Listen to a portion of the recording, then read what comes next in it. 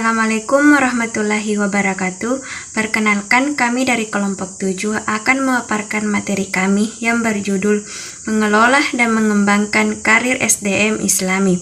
Sebelumnya, perkenalkan, nama saya Asnita sebagai pemateri pertama dan teman saya Elvia Duyanti sebagai pemateri kedua. Baik, langsung saja. A. Pengertian dan tujuan pengembangan sumber daya manusia. Yang pertama, pengertian pengembangan sumber daya manusia. Manajemen sumber daya manusia adalah pemanfaatan sejumlah individu untuk mencapai tujuan-tujuan organisasi.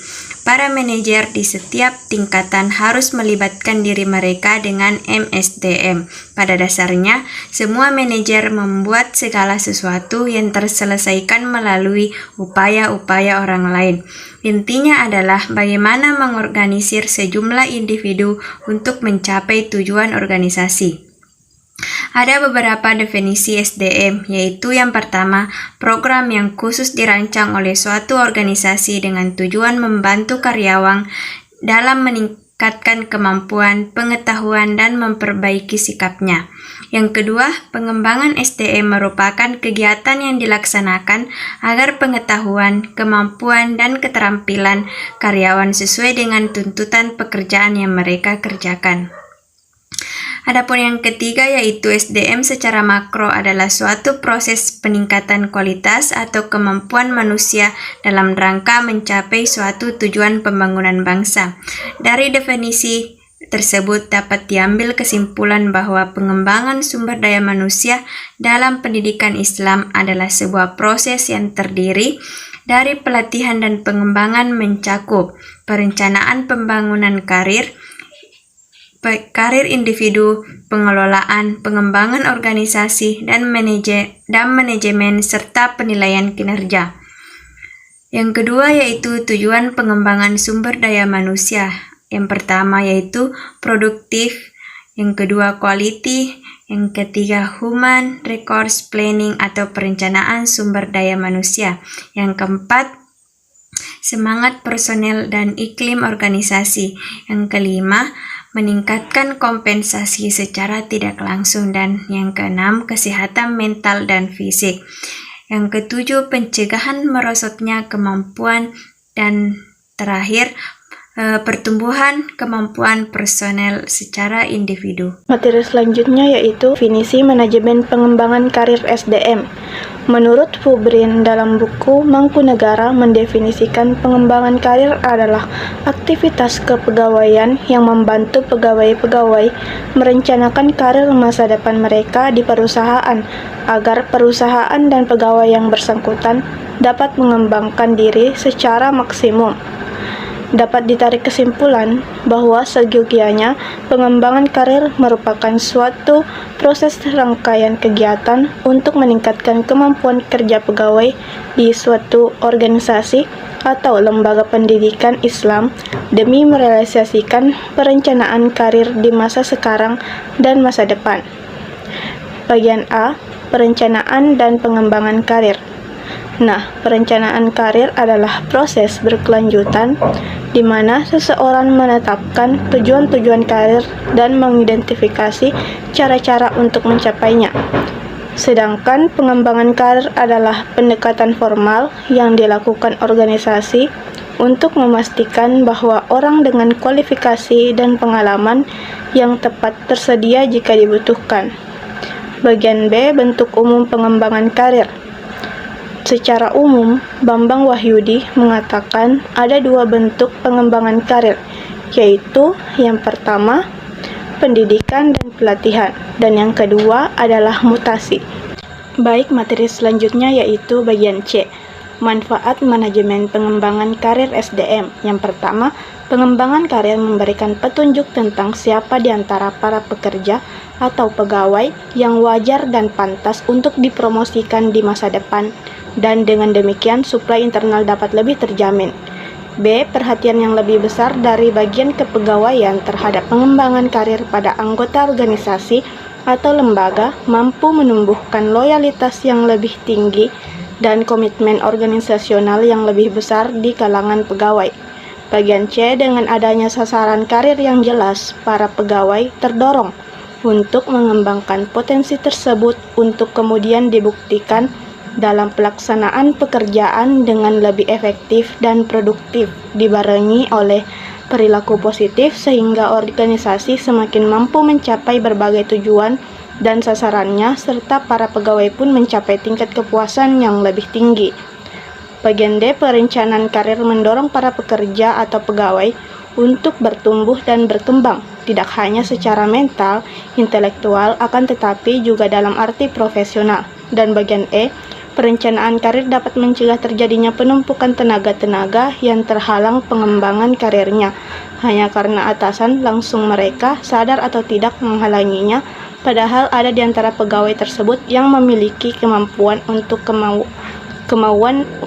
dikembangkan. Materi bagian D, faktor yang mempengaruhi pengembangan karir SDM. Yang pertama, kinerja dan produktivitas kerja. Kedua, pengalaman. Ketiga, kompetensi dan profesionalisme.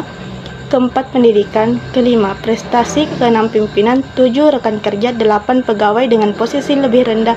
9, jaringan kerja. Dan ke-10, nasib. Materi bagian E, strategi pengembangan karir SDM. Strategi pengembangan karir SDM didasarkan pada teori pendidikan dan pelatihan, yang mana pendidikan dan pelatihan merupakan upaya dalam pengembangan sumber daya manusia, terutama untuk pengembangan aspek kemampuan intelektual dan kepribadian manusia.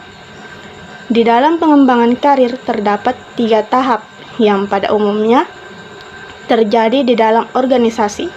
Antara lain yang pertama, permulaan karir dalam organisasi, kedua pertengahan karir dalam organisasi, dan ketiga akhir karir dalam organisasi. Nah, ketiga tahap tersebut dapat dijadikan acuan oleh para manajer untuk menjalankan strateginya demi melancarkan pengembangan karir. Strategi-strategi yang acap kali dipakai oleh para manajer seperti halnya memantau kinerja para pegawai baik secara langsung ataupun tidak langsung. Baik, itulah pemaparan dari kelompok kami, kurang dan lebihnya mohon dimaafkan. Wabillahi taufiq wal hidayah. Assalamualaikum warahmatullahi wabarakatuh. Assalamualaikum warahmatullahi wabarakatuh. Perkenalkan, nama saya Abdul dari kelompok 8. Kali ini saya akan membahas mengenai kompensasi kerja sumber daya manusia Islami. Yang pertama, saya akan membahas mengenai pengertian dari kompensasi itu sendiri. Kompensasi adalah sesuatu yang diberikan perusahaan kepada karyawan sebagai imbalan jasa mereka, dan kompensasi dapat berupa uang ataupun bukan uang, yang mempunyai kecenderungan yang tetap selama karyawan tersebut bekerja dalam perusahaan. Selanjutnya, tujuan dari kompensasi itu sendiri. Yang pertama, sebagai pemenuh kebutuhan. Yang kedua, sebagai peningkatan produktivitas kerja. Yang ketiga, menciptakan keseimbangan dan keadilan. Yang keempat, memajukan organisasi atau perusahaan. Nah, yang ketiga, mengenai macam-macam kompensasi terbagi menjadi 2. Yang pertama, kompensasi secara langsung, ataupun yang kedua, secara tidak langsung. Kompensasi tidak langsung adalah kompensasi tambahan yang diberikan atas kebijakan perusahaan, misalnya yaitu tunjangan yang bersifat income. Dan untuk lebih memperjelas lagi mengenai kompensasi sumber daya manusia Islami akan dibahas oleh rekan saya selanjutnya. Baik, di sini saya akan menjelaskan materi selanjutnya, di mana faktor-faktor yang mempengaruhi kompensasi. Yang pertama, permintaan dan penawaran tenaga kerja. Yang kedua, kemampuan dan kesediaan tenaga kerja. Yang ketiga, serikat buruh atau organisasi karyawan. Yang keempat, posisi jabatan. Yang kelima, kondisi perekonomian sosial. Yang keenam, produktivitas dan kinerja karyawan. Yang ketujuh, jenis dan sifat pekerjaan. Yang kedelapan, pendidikan dan pengalaman kerja. Teori-teori pengupahan. Teori pengupahan adalah suatu ilmu yang mempelajari cara penentuan dan perubahan bentuk upah yang telah ditetapkan. Yang pertama, teori pengupahan dengan berdasarkan hukum penawaran dan permintaan. Yang kedua, teori upah substansi. Yang ketiga, teori dana tetap untuk upah. Yang selanjutnya, teori produktivitas marginal. Yang kelima, teori investasi sumber daya manusia. Yang keenam, teori upah konstektual. Tingkat upah pada suatu perusahaan dipengaruhi beberapa faktor. Di sini yaitu kondisi perusahaan itu sendiri, faktor sosial masyarakat, kualitas produk, teknologi yang ditetapkan di perusahaan yang mempengaruhi oleh kualitas dan produktivitas sumber daya manusia. Selanjutnya, tingkat upah di perusahaan lain yang sejenis. Selanjutnya, manajemen pimpinan perusahaan lain yang sejenis. Yang terakhir, tingkat manajemen pemimpin perusahaan. Yang terakhir, kompensasi berdasarkan ajaran Islam. Yang pertama, upah yang telah disebutkan atau anjuran musamma, syaratnya adalah ketika disebutkan harus disertai kerelaan dua pihak yang bertransaksi. Yang kedua, upah yang sepadan, ajrul misli, adalah upah yang sepadan dengan pekerjaan serta sepadan dengan kondisi pekerjaan jika akadnya menyebutkan jenis atau manfaat kerjanya. Sekian hasil pemaparan dari kelompok kami. Saya ucapkan billahi fisabilillah wastabiqul khairat. Wassalamualaikum warahmatullahi wabarakatuh.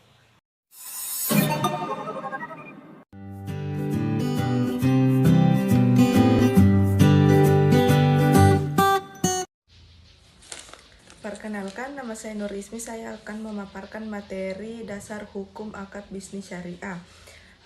Secara normatif, dalam hukum Islam, keharusan perjanjian yang dibuat harus dilakukan secara tertulis.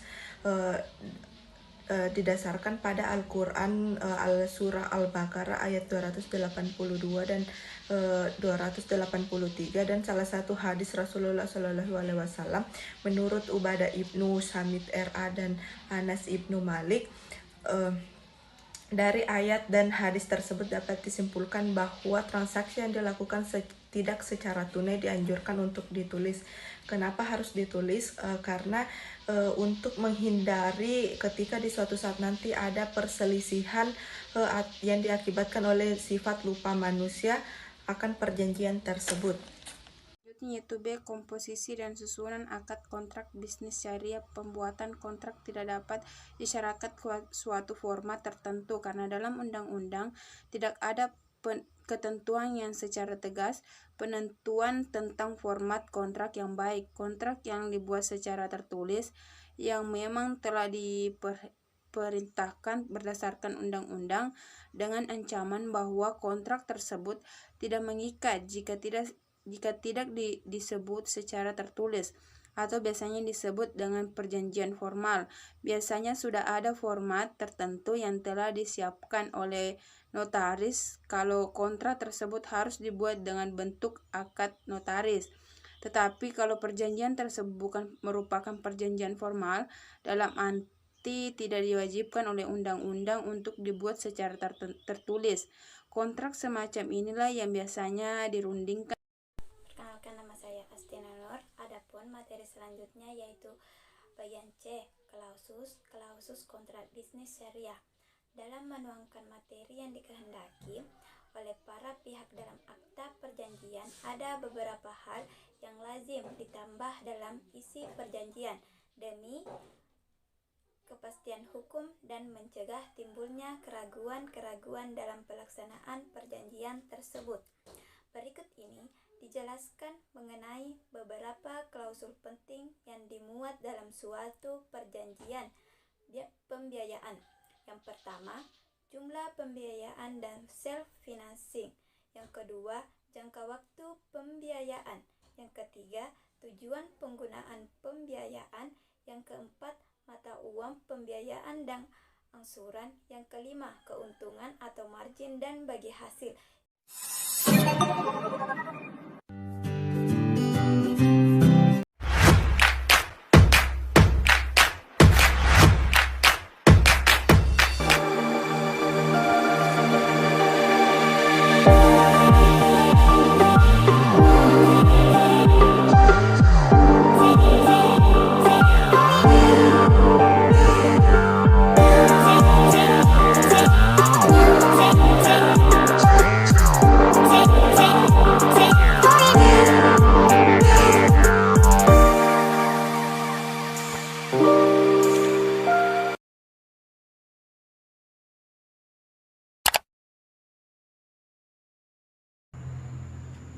Baik, yang akan saya jelaskan itu pengertian manajemen sumber daya manusia. Ditinjau dari perannya, manajemen sumber daya manusia mencakup dua fungsi, yaitu fungsi manajerial dan fungsi organisasi. Fungsi manajerial berkaitan dengan perencanaan, pengorganisasian, pengarahan, dan pengendalian. Sementara fungsi operasional berkenaan dengan proses penarikan, seleksi, pembekalan, penilaian pengembangan karir, serta kompensasi dan pemisahan. Pelaksanaan kedua fungsi tersebut pada dasarnya dimaksud agar pegawai mampu memberikan kinerja terbaik bagi pencapaian tujuan organisasi. Sedangkan menurut Nawawi 2008 menjelaskan sumber daya manusia adalah proses mendayagunakan manusia sebagai tenaga kerja secara manusiawi agar potensi fisik dan psikis yang dimilikinya berfungsi maksimal dalam pencapaian tujuan organisasi. Manajemen sumber daya manusia dapat juga diartikan sebagai pendayagunaan, pengembangan, penilaian, pemberian balas jasa, dan pengelolaan individu, anggota, atau kelompok kerja. Kedua itu pengertian sumber daya manusia dalam perspektif Islam.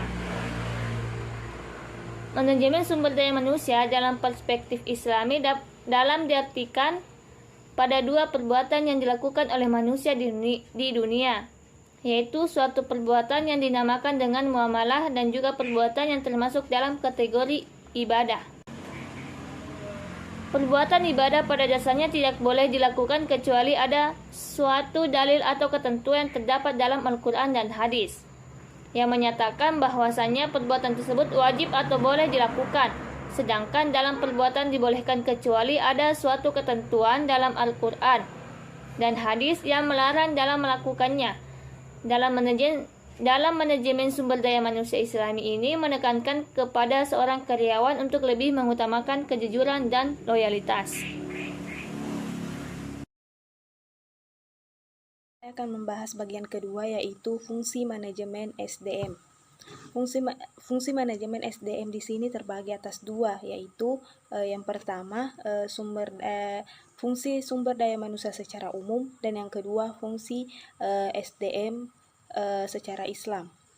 Adapun fungsi SDM secara umum terbagi atas dua, yaitu yang pertama fungsi manajerial dan fungsi operasional, di mana fungsi manajerial ini terbagi atas beberapa. Yang pertama yaitu perencanaan, perorganisasian, pengarahan, dan pengendalian. Sedangkan fungsi operasional terbagi atas beberapa juga. Di sini ada pengadaan SDM, pengembangan, kompensasi, pengintegrasian, dan pemeliharaan, serta pemutusan hubungan kerja. Nah, selanjutnya fungsi manajemen sumber daya manusia secara Islam. Di sini terdiri atas dua, yaitu ada pelatihan dan pengembangan serta kompensasi. Sekian dari saya.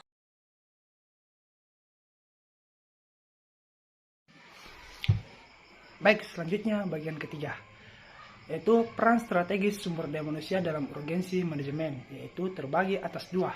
Yang pertama, peran strategis sumber daya manusia dalam urgensi manajemen secara umum, dan yang kedua, peran strategis sumber daya manusia dalam urgensi manajemen secara Islam. Nah, yang pertama, peran strategis sumber daya manusia dalam urgensi manajemen secara umum terbagi atas berbagai macam. Yang pertama, rekrutmen dan seleksi. Nah, rekrutmen dan seleksi merupakan pemilihan karyawan atau merupakan aktivitas kunci untuk menentukan jalannya sebuah perusahaan. Maka atasan harus seleksi dalam memilih calon karyawan, yaitu orang-orang yang berkompeten, memiliki pengetahuan luas, rasa tanggung jawab, dan dapat dipercaya. Nah, yang kedua, pengembangan. Nah, pengembangan atau pelatihan merupakan bentuk ilmu untuk meningkatkan kinerja, di mana Islam mendorong umatnya untuk bersungguh-sungguh dan memuliakan pekerjaan. Yang ketiga, penilaian kerja. Nah, penilaian kerja sangat dibutuhkan untuk menilai produktivitas karyawan kepada perusahaan. Nah, penilaian kerja dilakukan secara non-formal, yaitu diawasi dengan tenaga kerja yang sudah lama bekerja di perusahaan dan sudah berkompeten. Nah, yang keempat, kompensasi. Nah, kompensasi merupakan aspek penting karena berpengaruh terhadap kinerja karyawan. Nah, karyawan dan juga dapat mempertahankan karyawan untuk tetap bekerja di perusahaan tersebut sehingga tidak terjadi turnover yang tinggi. Nah, yang kelima, pemeliharaan. Nah, pemeliharaan keselamatan tenaga kerja syariat Islam menegaskan bahwa mencegah bahaya lebih diprioritaskan ketimbang mengupayakan kemaslahatan. Apabila kemaslahatan seimbang dengan bahaya, keterpautan keduanya tidaklah jelas. Nah, yang kedua, peran strategis sumber daya dalam urgensi manajemen secara Islam. Nah, yang pertama amanah. Amanah adalah menjaga kepercayaan yang diberikan oleh orang lain kepada dirinya. Amanah adalah salah satu karakteristik orang yang beriman. Yang kedua, siddiq. Siddiq berarti benar, meneguhkan dan taat. Siddiq yang dimaksud di sini adalah memoritaskan, yang mendorong seseorang bersikap dalam berperilaku yang teguh dan sesuai dengan kebenaran, keyakinan dan membenarkan keyakinan orang lain yang diyakini sebagai orang-orang yang benar. Ketiga, fathana. Fathana berarti cerdas, memahami dan cemerlang. Fathana tidak hanya cemerlang intelektual, tetapi juga meliputi kecerdasan emosional spiritual. Yang keempat, tabligh. Tabligh adalah menyampaikan pesan secara tuntas tanpa ada yang disembunyikan. Sekian dari saya. Wassalamualaikum warahmatullahi wabarakatuh.